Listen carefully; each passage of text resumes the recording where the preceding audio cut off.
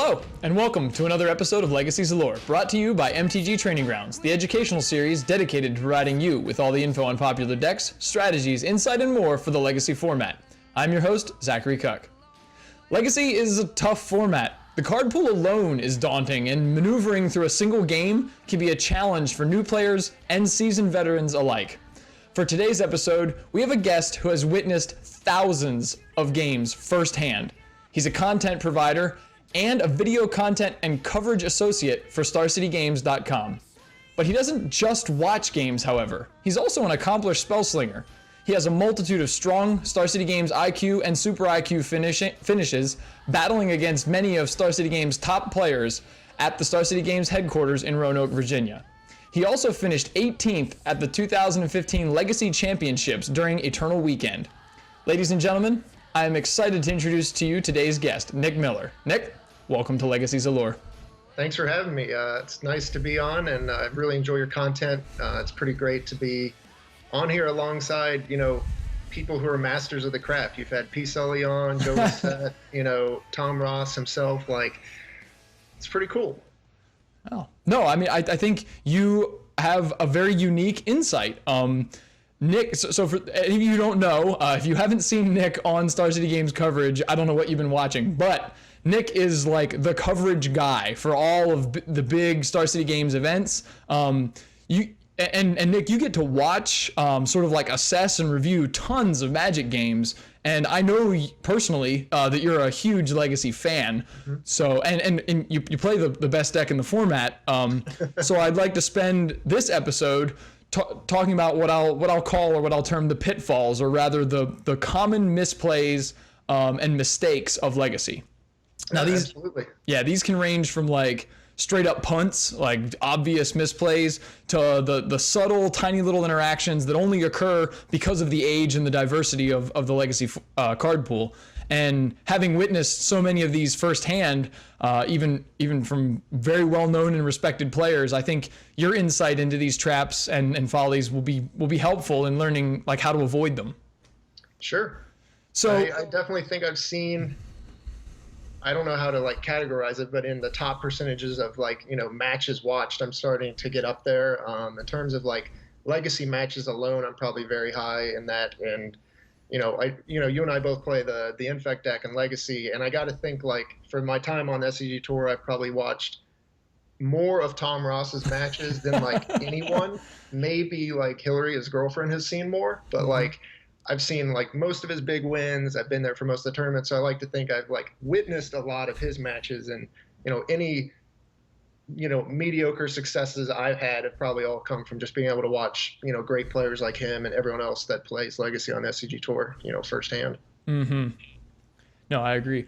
So let's kick it off with a great example, or what I think is a great example of cards that or interactions that especially newer players really have trouble with in their early interactions with the format, and that is the card Counterbalance and the multitude of terrible situations that come up for newer players.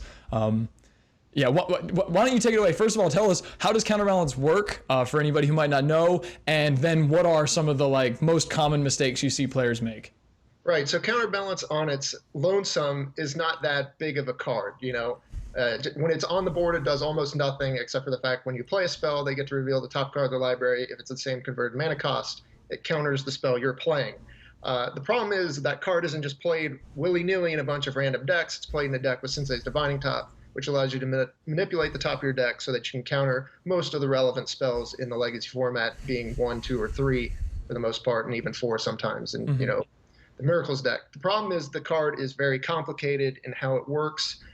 When in conjunction with Sensei's Divining Top, learning how to play through the top and the Counterbalance is a very big, non-starter for a lot of players. If you have not seen it in action, you're in for a world of hurt. You have to be well acquainted, and that's something Legacy forces you to do on the start, is knowing a lot of the cards in the format. And then once you introduce stuff like Counterbalance, sequencing, all of your spells are now basically going to be hard to play.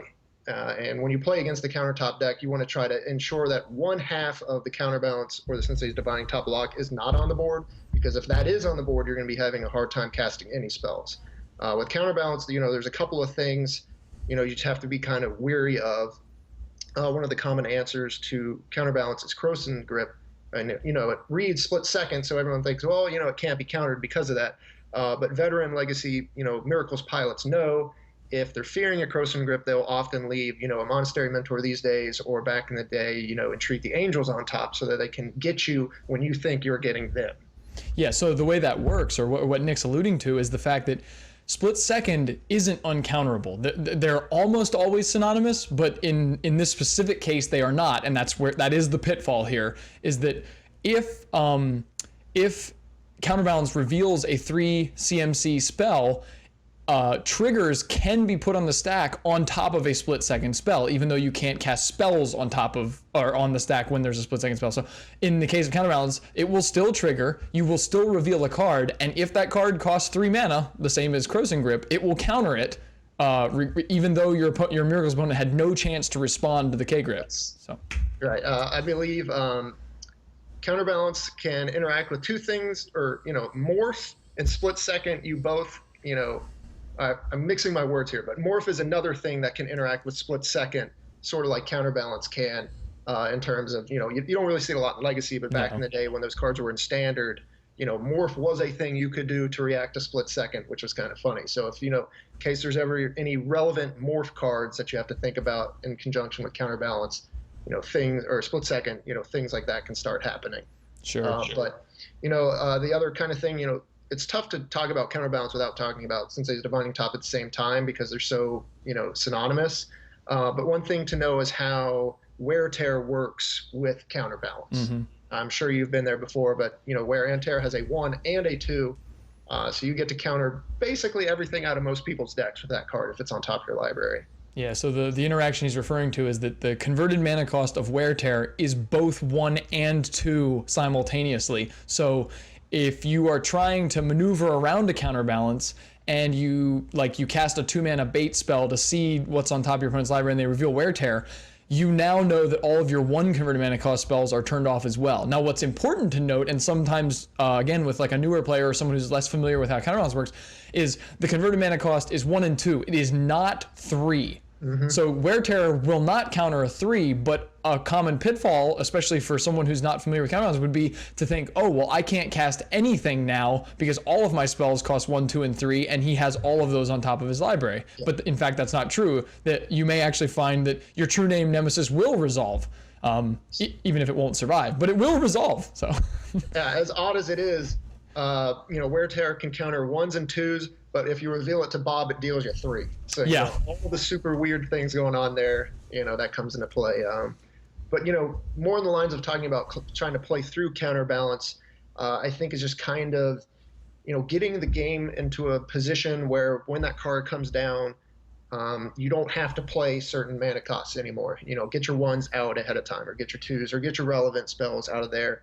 Another thing is knowing what is in the Miracles deck, so you can kind of make your best judgment on what spell you can kind of push through, especially if it's coming down to a pivotal moment where you're getting ready to get locked out of the game, and you really got to make sure your 1 or 2 spells count. Mm-hmm. That's one thing Infect has going for it is Invigorate. Its free spell is really a 3, which is probably the least amount of copies of cards in the Miracles deck. Mm-hmm.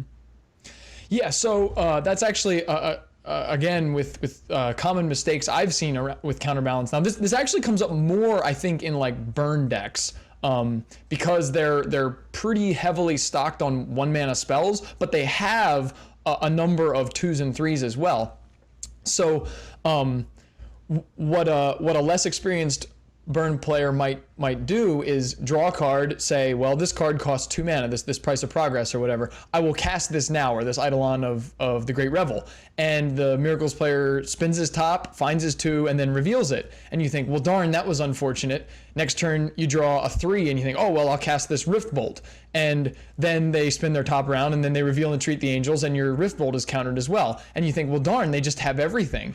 But what what would be better to do in that scenario, especially if you have the spare mana, is try to overload the Miracles player. So Yes. so the solution in a lot of cases is to actually do nothing. Build up an enormous hand of spells, a good combination of sorceries and creatures and instants of varied mana costs, things like Fire Blast, Rift Bolt, like I alluded to, Lightning Bolt being an instant, even though it's only 1 mana, Lava Spike. So what you can do is sequence the spells. Like you might suspend your Rift Bolt, and then on upkeep, your opponent has to find a 3. So they're going to spend a mana spinning the top to try and find a 3. Then if they find it or if they don't, you'll know that they either don't have the CMC or they do, so you cast a different converted mana cost spell. And the really ideal scenario here is to cast a 1 and hope that they don't have a 1. Because if they have to draw with the top and put it on top of their library, that ends their top shenanigans, and you can now play the game of like fire off everything that doesn't cost 1, and hopefully that's enough to kill them. Now, if they do have a 1, you might still be able to get yourself set up to where after they activate their top to spin it, you cast a Lightning Bolt in response, right? So all these abilities and spells are on the stack, and you're overloading their mana, because they can only spin the top as many times as they have mana, which, you know, presumably they draw a lot of lands. Like an ideal scenario for Miracles is they just they hit a land drop every turn, but that isn't a guarantee, and they may only have 3 or 4 mana. And then you sort of cap everything off with a Fire Blast, which is CMC 6, and you hope that's good enough, right?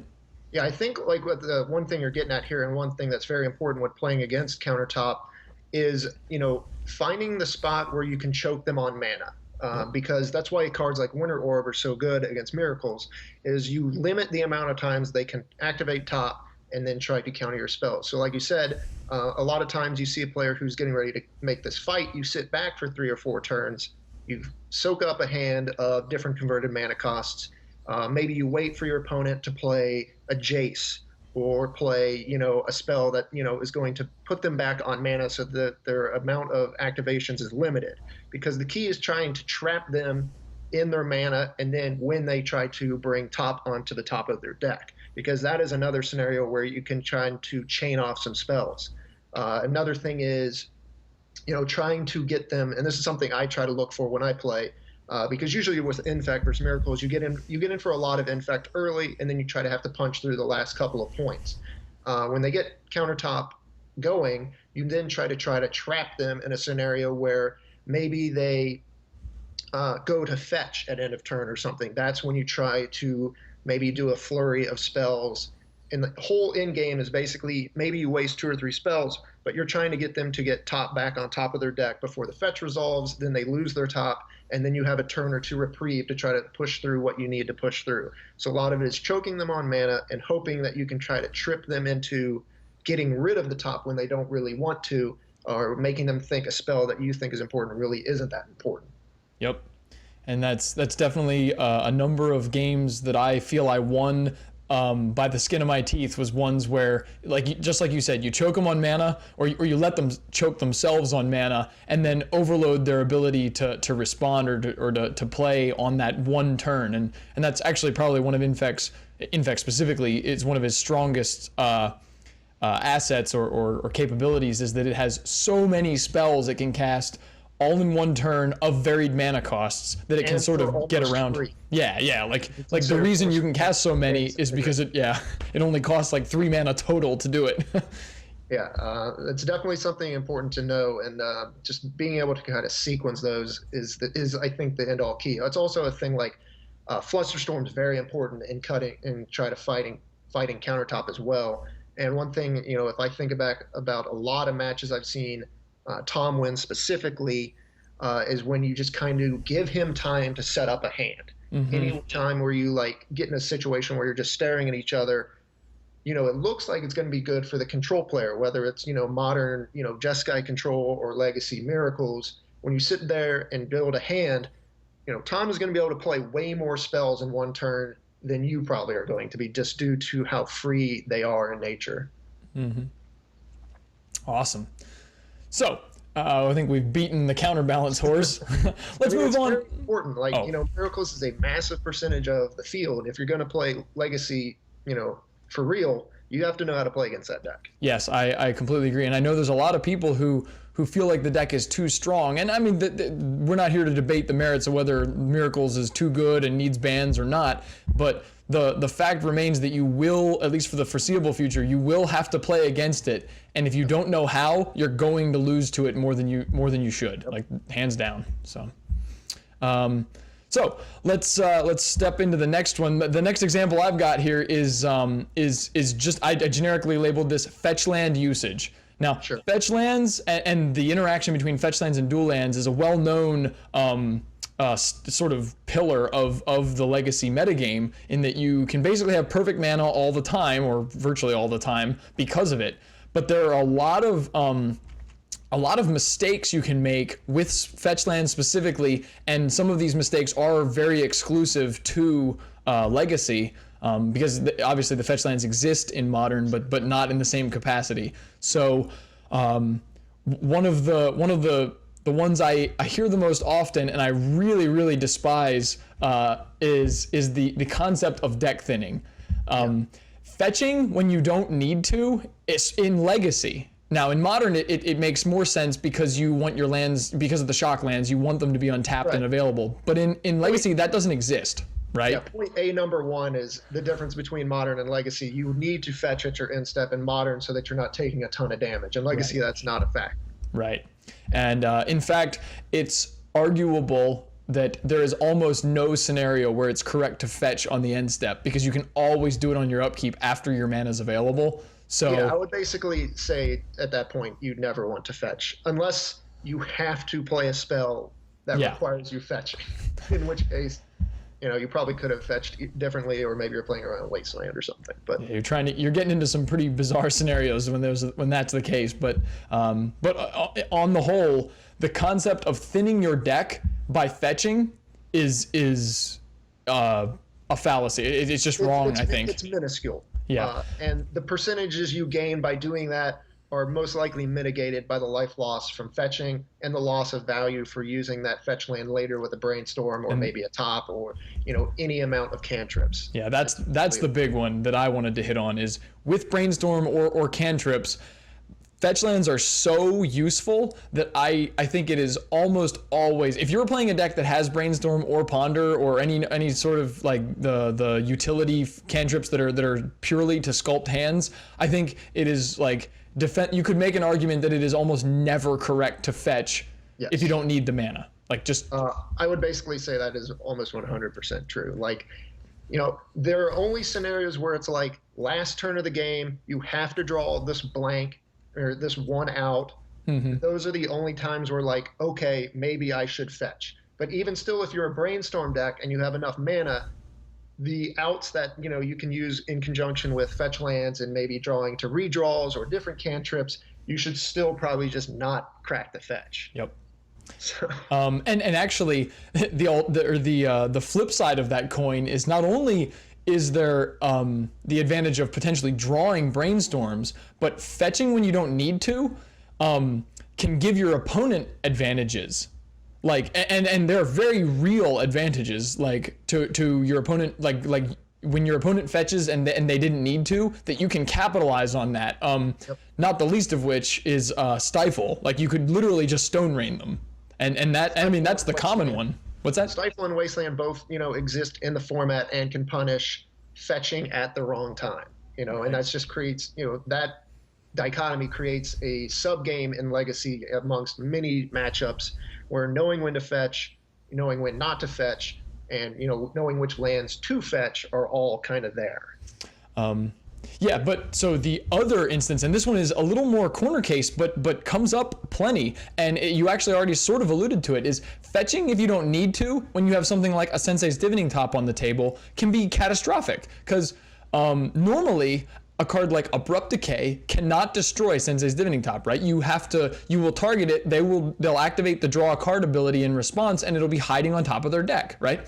So an Abrupt Decay can't normally destroy a Sensei's Divining Top, but in the case where you fetch when you didn't need to, you've created the scenario now where an Abrupt Decay on your top is going to force you into one of two decisions, and neither of them is ideal. You can either draw with the top, put it on top of your deck, and then fetch your land and shuffle your top away, leaving you without a Sensei's top.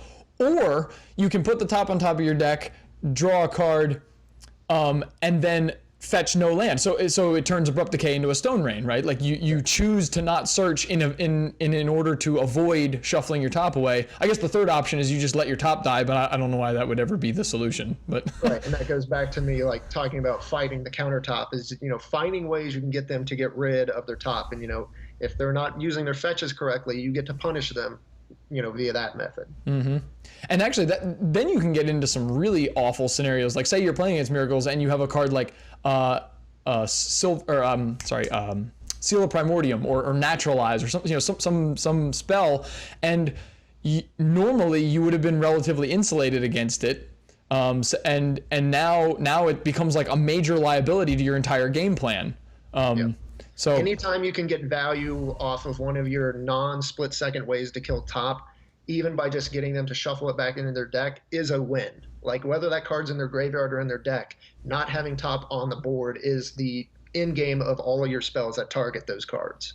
Another example that I have used, well, being an Infect player, you have too, Nick, is Submerge. People will fetch when they don't need to, because of like the flawed logic of deck thinning or whatever, and Submerge then puts any of their creatures, most commonly a Tarmogoyf, but it could be whatever, on top of their library, and now they're faced with the exact same decision as tree as the excuse me, as the Miracles player who in the Sensei's top scenario, where like they're either going to have to waste an entire turn redrawing, recasting, and not attacking with their Tarmogoyf or whatever creature, Gurmag Angler or whatever, or they can go get a land. Which, you know.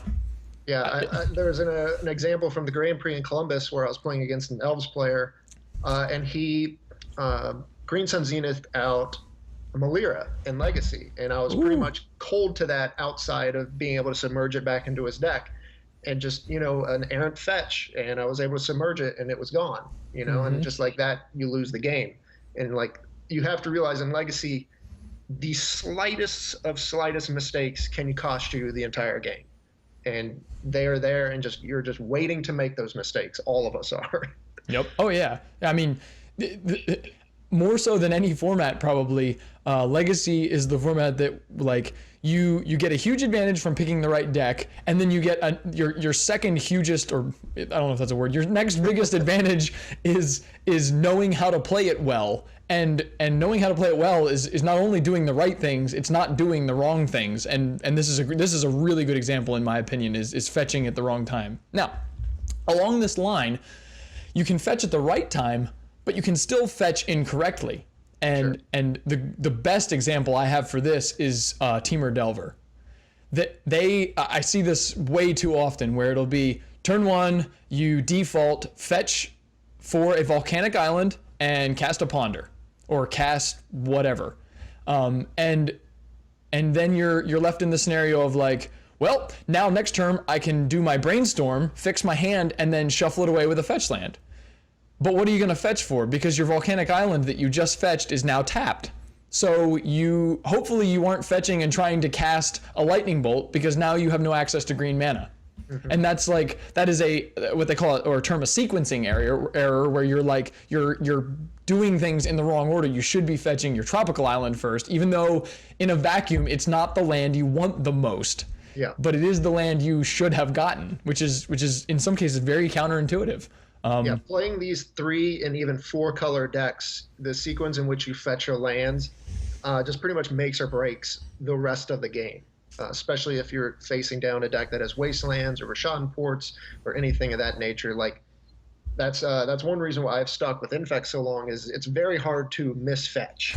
It's true. It's only getting Trops or maybe a Forest, but like, you know, getting into situations like that where I've played the Delver decks, you're put in a crunch, because like the Grixis Delver decks these days only run like 2 Undergrounds, maybe 3 Volcanics. You know, you get double Wastelanded, you no longer have black mana in your deck. You know, these things are very real, and if you want to play these decks seriously, knowing the order and the timing on which to get your lands is of utmost importance. And that's one of the things that, like, on the surface, it may not seem like such a big deal, especially if you're newer to Legacy coming from like Modern, where your lands are relatively safe. But in Legacy, Wasteland is as common as Force of Will probably. Yeah. And like, you really can't afford to like be color screwed. Like, you're playing the format where mana is supposed to be perfect, so if you're color screwed, you've done something wrong probably. And this like I said, this is probably the best example is especially with the Delver decks. Mis-sequencing. The Delver decks is very important to do that. One thing, like, not to go against what you're saying, but in fetching, this is something Todd Anderson wrote about and talked about probably 2 years ago at this point, back when Esper Deathblade was an important deck. Fetching to play around Wasteland in those types of decks can often be more of a hindrance than just playing into Wasteland. And it seems super counterintuitive to say that, or maybe a deck like Shardless that has 1 or 2 basics that you can actually fetch with. Pigeonholing yourself into that selection of mana can often be more detrimental trying to play around Wasteland than playing into it, due to how intensive and hungry your deck is for all the colors of mana. Esper Deathblade isn't as super popular as it was 2 years ago, but that was a real 4-color deck. You needed all those colors of mana for the most part at all points in the game, and trying to fetch to play around Wasteland could often end your game more so than just trying to play through it. Right. Yeah, I was gonna say, I was actually gonna mention the common issue with Miracles is they have the luxury in some cases of fetching a lot of basic lands and still being able to meet their color requirements. But there are certainly scenarios, especially I imagine in the newer versions of Miracles, where they're running less lands and more ponders, more cantrips, that they can conceivably get themselves into a tight spot where like they can't find a second blue mana on time. You'll get it eventually. Like, it's not an issue of like, can I find another island at some point in this game? But like you mentioned earlier with Counterbalance, like, you have to have 2 blue, and you have to have it early enough in the game that your opponent hasn't already cast 6 one mana spells. Because if they did, they probably don't have any left. So your Counterbalance is like neutered by comparison to what it would have been. So like, being able to get that Tundra to have both white and blue when you need it is huge. So you can't always just fetch basics to play around Wasteland, like you said. Yeah, and that's often like, one thing that kind of goes unspoken about the Miracles deck in general is, while they have the ability to fetch a lot of basics, secretly the deck actually doesn't have great mana, because the deck doesn't always have a lot of lands in its opening hands, and the mana in which they have to pick early on can really end them, if you have a faster deck or a Wasteland deck. If they're ever in a scenario, Miracles is a deck where you like to think you're not really affected by Wasteland.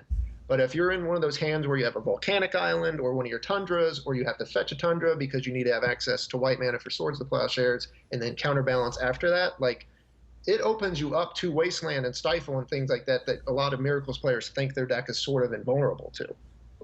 Definitely.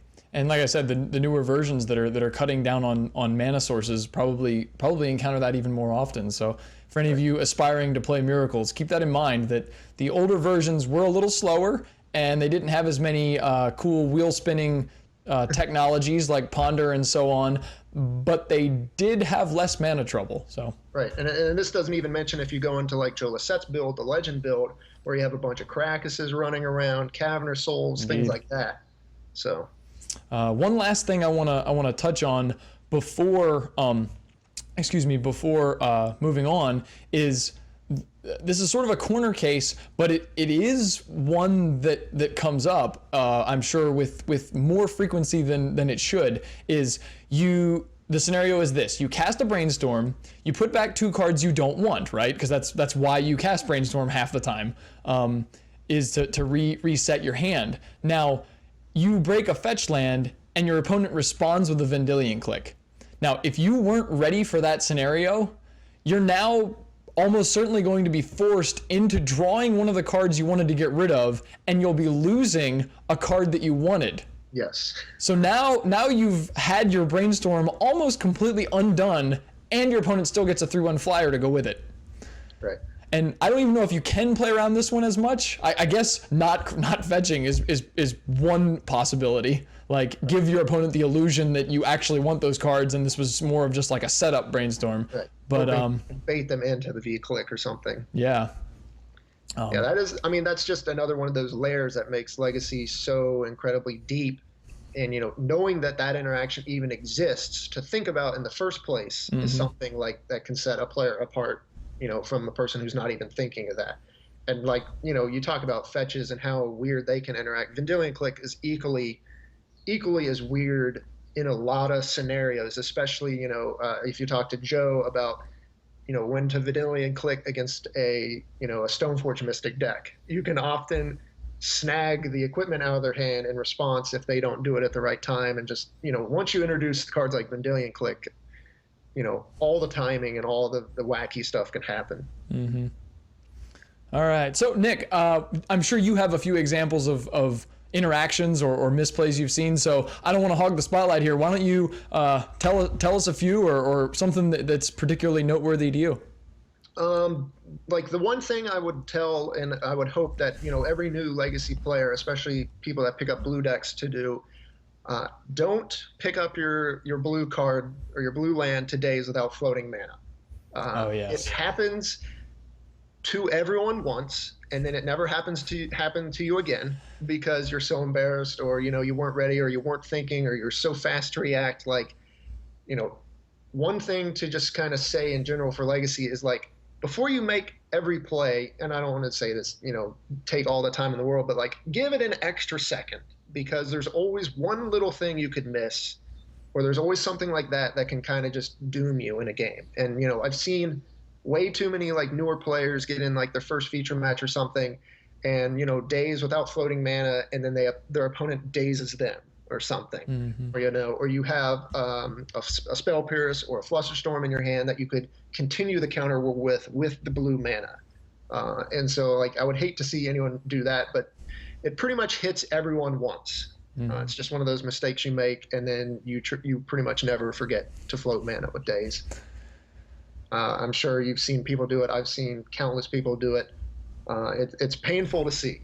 Another thing, now this is a little more corner case, is your opponent will frequently do it. Like it's such common knowledge in a lot of cases to do that some people they actually in my experience they do it wrong, or they do it illegally or incorrectly. When you float mana, the rules specifically state that you have to declare if that mana doesn't cast the spell you're casting, like in the case of Daze, like if you're floating mana and then picking up an island to cast Daze, you have to declare what type of mana you are floating. And for a lot of people, the default is just assumed, oh, I'm floating blue mana, right? Because you picked up an island. But you do not, with dual lands, you can float red, you can black, blue, or white. Like, you have all these other colors that you could have. And one thing I think players should do more is demand that their opponent declare what color of mana they are floating, because that can influence not only your decisions for like what you're going to do in response, but also can inform you as to what cards they might potentially have in hand and how you should sequence the rest of your turn, or potentially the rest of the game. Right. It's not always blue. In the case of an Infect player like ourselves, you will often float a green mana because you're usually trying to protect a creature, or you're trying to keep crop rotation or something like that open. So you'll often float non-blue mana, in these situations. But it's important just to remember, take the step, tap the land, say you're floating the mana, and then Daze, so that you don't get got. Other things are like opening hands against combo decks, or decks where Force of Will is really important and you only have one blue card. You see it a lot with Gitaxian Probe or cantrips. People will just burn it immediately, assuming that, well, my deck's mostly blue cards. I'll just draw another blue card and then we'll be good. Very important to just, you don't always need to burn that Gitaxian Probe right away. And if it's a deck where you need Force of Will, it's better to just hold the Gitaxian Probe until you have a backup blue card, so you don't, they don't cast Show and Tell and your Force of Will is there with no blue card or whatever. I agree. Yeah, that actually comes up a lot in Infect specifically, because we're actually Infect is actually a deck that struggles to maintain a high enough density of blue cards, because all of the combo is green. So like Correct. the blue cards are really there just to enable the combo. So you can easily, especially with Gataxian Probe, get yourself into the scenario where you're like, well, fire this off. I didn't find what I wanted. Let's fire off a Brainstorm. And, oh, I found all the combo pieces, but I can't kill him this turn, so go ahead. And then you look at your hand and say, oh, shoot, I don't actually have any blue cards left. I wish I hadn't wasted my Gataxian Probe now. Yeah. Yeah, and Gataxian Probe has a lot of play to it. A lot of times you see it as kind of just a card people burn on the first turn. But one thing I've just really been noticing, and something I noticed from like playing Modern Infect lately, because they have 4 Gataxian Probes, there are definitely times when saving your Gataxian Probe is better than just using it right away. If you know you have the go-to kill in a couple of turns or in the next turn, it's better to save it a turn, get you a little more information on their hand before, making a move for it. And this is important in Legacy too, because there's so many combo decks. It's not always perfect to just use it right away. Sure, most of the times it is, but there's definitely scenarios where you need to have that extra bit of information. Yeah, and because that card is primarily existent for information, like it's better to get as much information as you can. And if you need it later, then get it later. Don't get it now and hope that nothing changes later. Like that just seems like, when you say it like that, it sounds really intuitive, but you're right. That card will get fired off instantly. It's like, oh, here we go, free spell. I can get something better or something new. It's I do it all the time. Yeah. It's just like, why did I do that? I didn't need to do it against, this certain deck, this right away. I mean, there are obviously times when you do need it right away. You want to play in the early turns of the game because those are very important, but, sometimes saving it is better. It's not always the case, but it can be. And that's sort of the experience factor, but it's good to mention it here because, like you said, force of will, information, and just like the utility of every card in your hand, it should be maximized if you can. So yeah, and I don't know if this is so much a mistake, but something I would recommend to all kind of Legacy players, especially newer ones, is basically to study the format. Oh yeah. One thing. A free loss can come out of nowhere if you just get got on one turn or one sequence of plays or, one anything. One of the most important parts about Legacy is basically, can you identify the deck you're sitting across from after their first play? And, a lot of people have written articles about this and stuff. What does their first dual land mean, or what does their first play mean? And you can usually, if you've done your homework and you've watched a lot of Legacy, and one of the very few things that I probably have an advantage of over most people is kind of knowing how all of these decks start. And, knowing what a deck is after their first play, or being able to narrow down the deck they're playing down to 2 or 3 decks after their first play is just so important in sculpting the rest of your game plan. No, it's a very good point, Nick. Now, if only there was like a podcast or a webcast that identified all of the major Legacy decks, how they operated, what their key cards were, and maybe even had an episode about like how to identify a deck in the first turn of the game. Yeah, I mean... Yeah, that's a shameless plug. Who knows if those exist or not. But, major archetypes are important too, but, a lot of people laugh, but like knowing all these crazy... I don't want to say tiers because I hate listing decks in terms of tiers, but like knowing these just outside decks and what they exist of, and like, I played against, the Mog Catcher deck 2 or 3 times, and it's like you can identify the deck super quick, and it's like if you know what's coming, you can prepare for it a lot better than getting caught off guard by the Chalice Blood Moon out of nowhere, or like, knowing that they have Simian Spirit Guide and probably Pyrokinesis out of their sideboard. All these super corner case cards, they exist. And just the knowledge of knowing they're out there will help you in matchups where you never think is possible. Because like the format is so wide, you can go tournaments after tournaments after tournaments and never play these decks, but you can, laugh to your friends or whatever and know that they exist.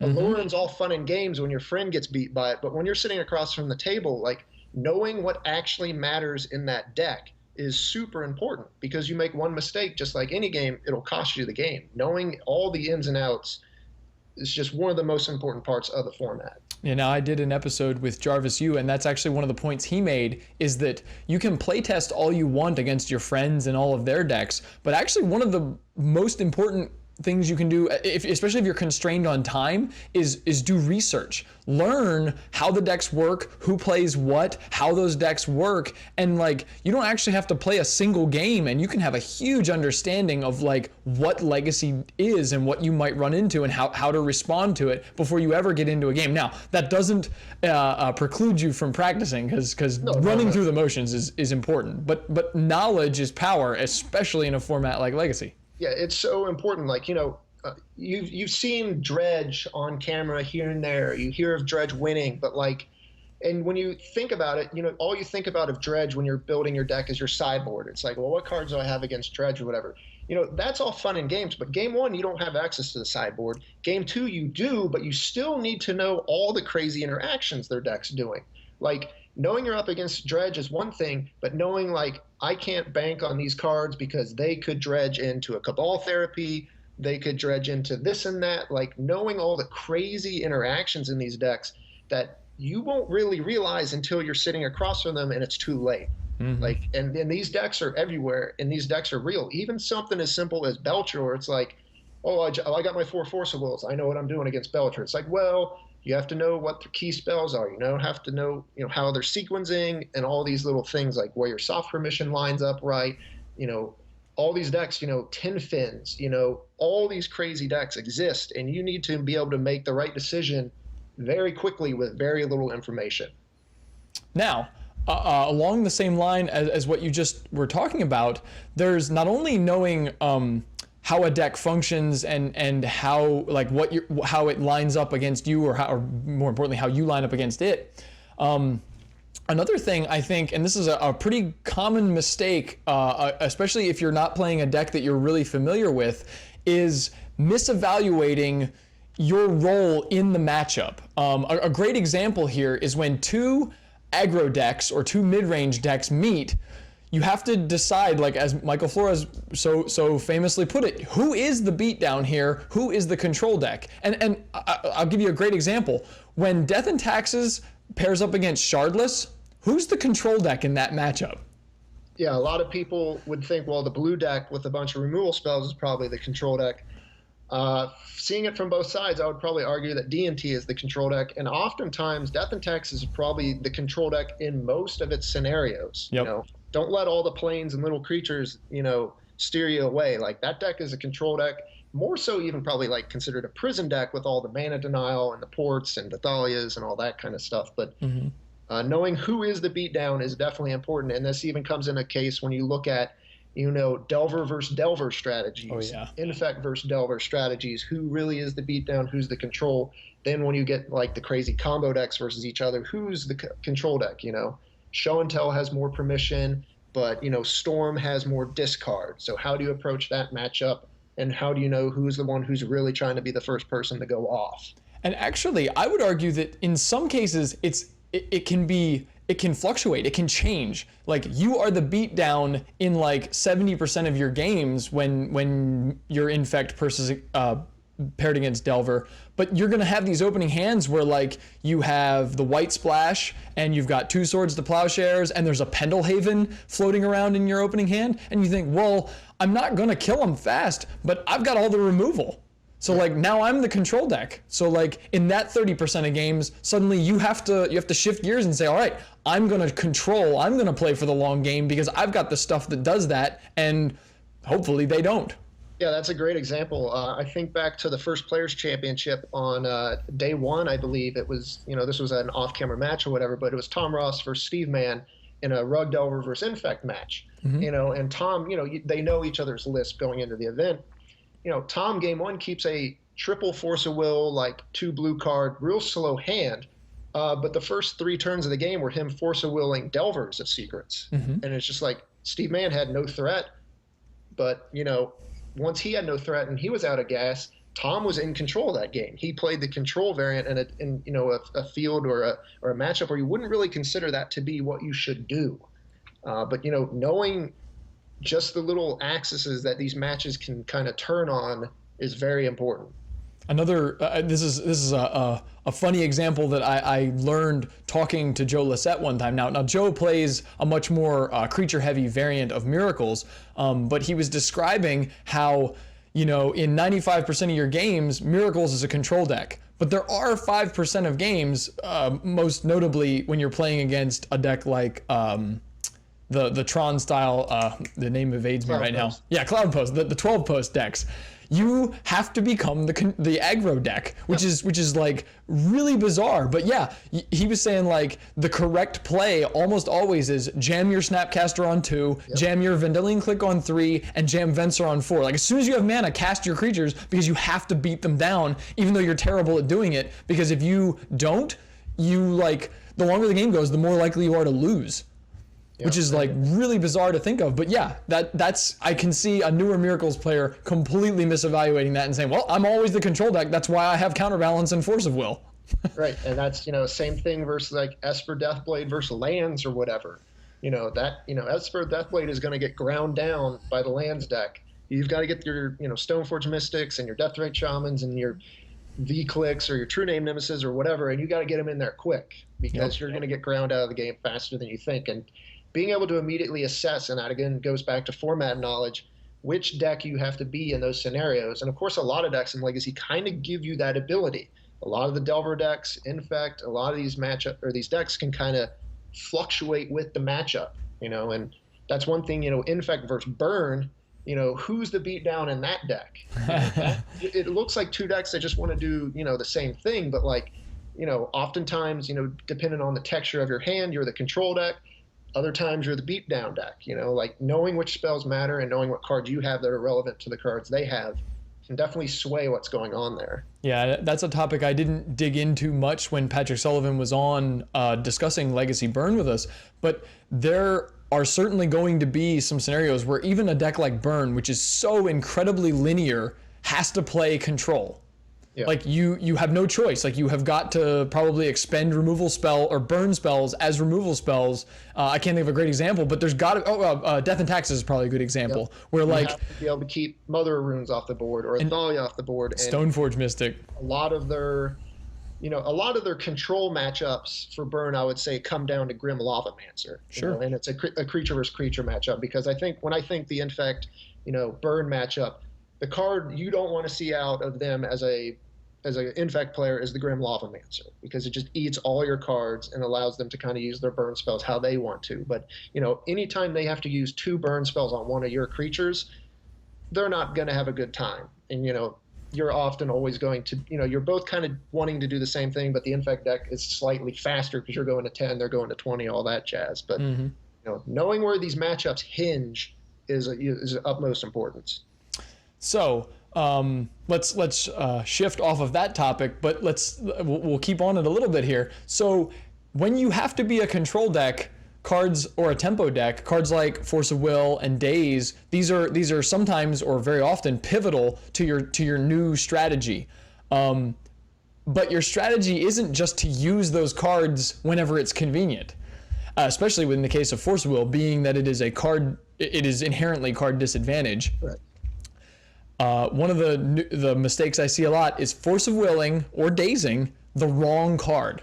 And that sounds dumb, like, well, it's obvious you always Force of Will the Counterbalance, or you Force of Will the True Name Nemesis, or the Umazaz Jite, right? Well, no, you don't always force those. Like, there are certainly scenarios where you have to force a Brainstorm, or you have to force something that seems counterintuitive, but probably even more common is the opposite of that. I see a newer player force or daze a cantrip when they should be holding it for the Tarmogoyf, or they should be holding it for the removal spell. So, Nick, I'm sure you have some great examples. Tell us about or the pitfalls and the perils of countering the wrong spell. I mean, you'll often see that a lot of times, and then the game is over very quickly because they kind of used it on the wrong spell or whatever. But like, a lot of the matchups come down to 1 or 2 pivotal cards.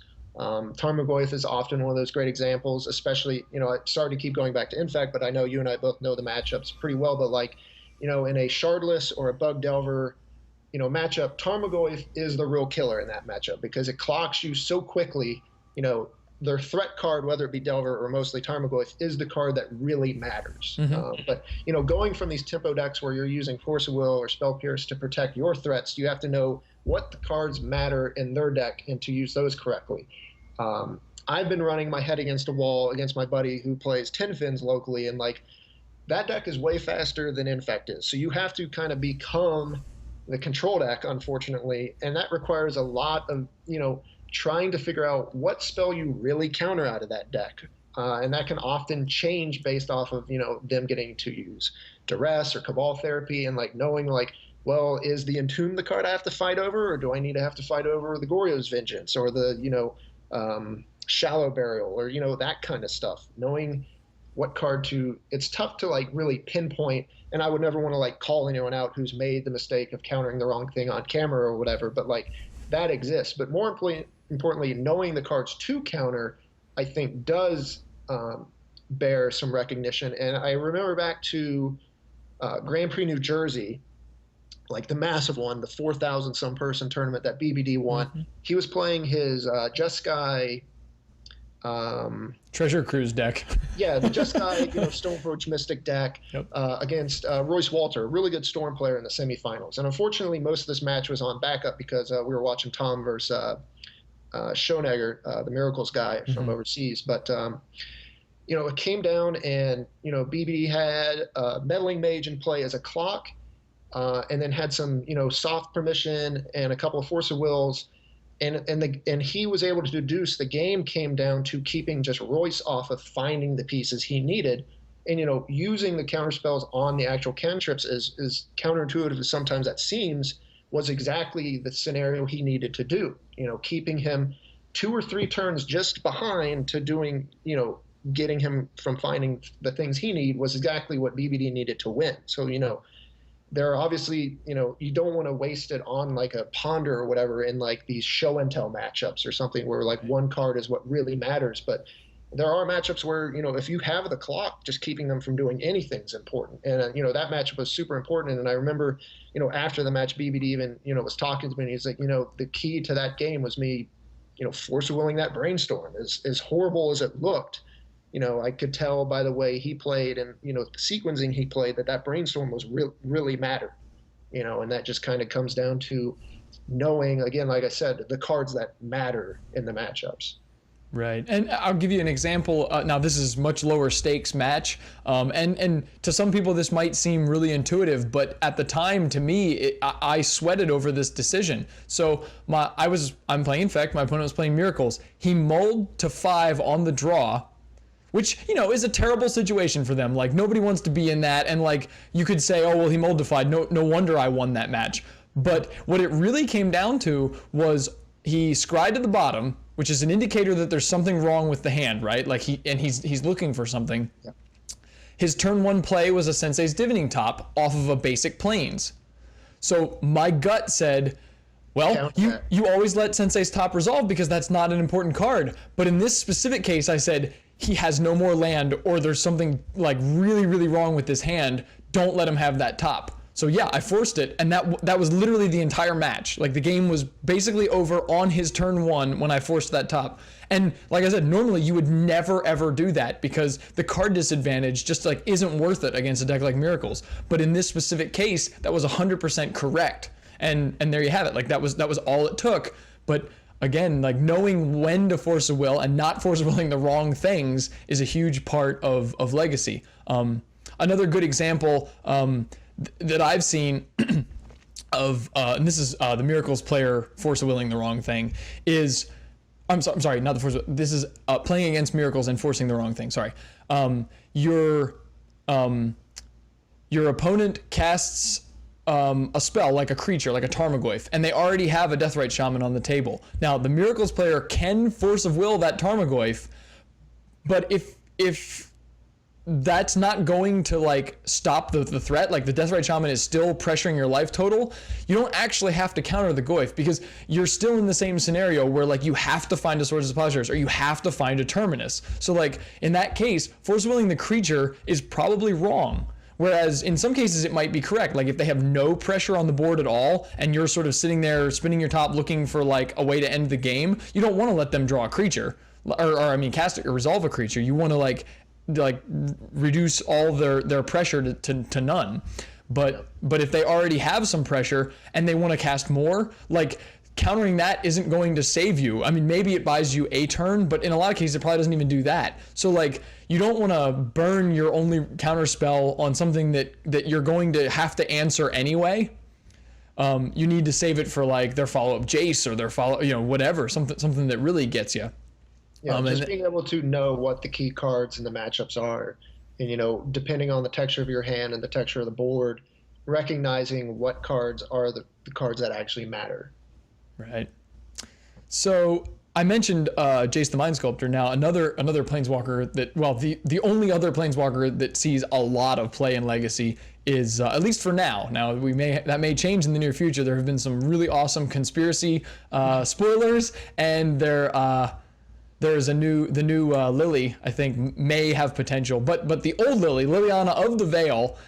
This one I think is very, very non-intuitive, because we are trained as standard and modern players to always activate our planeswalkers. But I think that this play is like the downfall, and actually Joe Lissette has said this many times, the downfall of many players, shardless players and Jund players with their Liliana of the Veil is not acknowledging that you don't have to use your planeswalker. So what I'm talking about here, or what I'm referencing, is Liliana of the Veil's +1 ability that makes both players discard a card. It's not mandatory that you use that ability every turn if you don't want to, or say you have cards and the Miracles player doesn't have any cards in hand. Like, you don't have to plus her. The ultimate is like backbreaking, but Miracles recovers from a broken back. Even like they can weasel their way out of that. So you don't, just because Liliana has +1 abilities doesn't mean you have to use it every turn. And I think that is a very non-intuitive, high-level recognition and sort of an evolution of a player when they realize that their planeswalkers can do nothing, and that's okay sometimes. Right, just having them on the board is good enough, and having the threat looming is good enough, because in Legacy, unlike Standard, where there's just a ton of answers to planeswalkers running around, there aren't a lot of ways to get planeswalkers off the boards in Legacy outside of creatures. So if you got a bare board against a planeswalker, you're doing fine. There's not there's not going to be a Dreadbore or a Hero's Downfall coming out to take care of your Liliana. So you don't have to use the ability. Another just random thing, I don't know why it popped into my mind, but I think Joe was watching a match somewhere, and they had a Leyline, a Sanctity in play, and the other opponent ultimated the Liliana of the Veil, and they thought that they had to, because you can't target the other person, they thought they had to sacrifice their permanence. Oh, they had to resolve the ability. And the person, did the super painstaking, like splitting the two piles of their permanence before getting rid of one. And one thing is super corner case, but if it comes up, you can put all your permanents in one pile and none in the other, and then just choose to keep the pile with all your permanents. But like I said, how we started all this off, the most common one is that people will continue to +1 Liliana of the Veil even when they're the one with the good card in hand.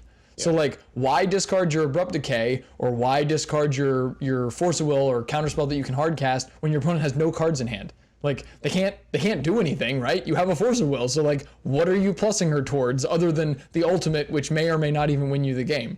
So like, don't assume that Lily's mandatory. Yep, it's an important thing to know. All right, so well, I got one or two other scenarios here. You got any other ones, Nick? Let's see what we got going on here. I think, I don't know if it's really a misplayer so much, but I think reads, just kind of body language, tells, things like that are probably overlooked in the format. A lot of the key plays can kind of be deciphered. How your opponent is acting, how they're positioning cards in their hands, how they're kind of making decisions, those kinds of things. I think like that kind of information definitely shouldn't be overlooked. A lot of the top plays, and a lot of the plays where you walk away from a match, or I've walked away from a match, scratching my head like, how did that person just win that match? Those are the, when I think of great Legacy players, or I think of great Legacy plays, my mind always goes back to me like walking away from a match going, well, 2 minutes ago I thought this person had no way to win this match, and then they found a way to win the match, and it's usually based off of some sort of read or some sort of tell, or like a bluff of some kind. And a lot of that all comes from the central just being able to read an opponent or paying attention more so to them than, what you're doing. Yeah, that's a very good point. The body language, and you don't get as much of this in like online Magic, but in paper Magic, I agree with you. I think there is a lot of information given away, but both you give it away and your opponent gives it away, and you don't even know that neither player knows it's happening. And the player who can like evaluate that and utilize it probably has a huge advantage that is frequently left on the table. Like no one is evaluating like everybody knows that when Tom Ross has the kill, he's going to sit up in his chair. So like when you see him do that, you're probably dead. But if he hasn't done that yet, you're probably not dead. So don't worry. Like he doesn't think he has it if he hasn't sat up yet. And I mean, that's probably not like 100% true all the time, but there's probably plenty of scenarios where like, if you just know that and you watch your opponent, you can be like, well, all right, I'm safe. I'm not going to waste a removal spell here, and he doesn't have the pump spell, so that Glistener Elf won't kill me. Yeah, and this goes, because I think in Legacy there's so much physical card manipulation going on that this can be more relevant in even, just physicality, literally how they're handling the 3 cards from Sensei's Divining Top in the order they're putting them back. Literally how they're handling the cards with Brainstorm, Yep. Are they shuffling their hand when they put the Brainstorm in their hand and then putting the other ones back? All of this stuff, if you're paying attention, if you catch someone who's not shuffling their cards or, don't have enough dexterity to do all this, you will see things like that. You will see top players not move the cards when they're, manipulating the top 3 or any little tiny information you can gather from that, it's there. Yeah, no, I completely agree. I have consciously tried to do that, like watch my opponent brainstorm where they like draw 3 and then immediately put 2 right from the brainstorm right back. I can immediately tell that brainstorm wasn't very meaningful. Like they were either just doing it to do it, or they were only looking for one specific card and the rest of their hand has the contents already that they want. So if you know what deck they are, you can say, well, if I was playing this deck, what would the contents of my hand be if I was only missing one thing? And then you can, like, in some cases, you can literally spell out what are the 4 cards in their hand. Like you could just name them off and be like, well, either I can do something here or I can't, or I should do this instead of this or that because that's what they've got, right? Like, and those kind of tells, while they aren't like misplays or mistakes really, they are on your opponent's side, right? Like that's information they're giving away that you don't like rightfully deserve, but hey, you were observant and you got it.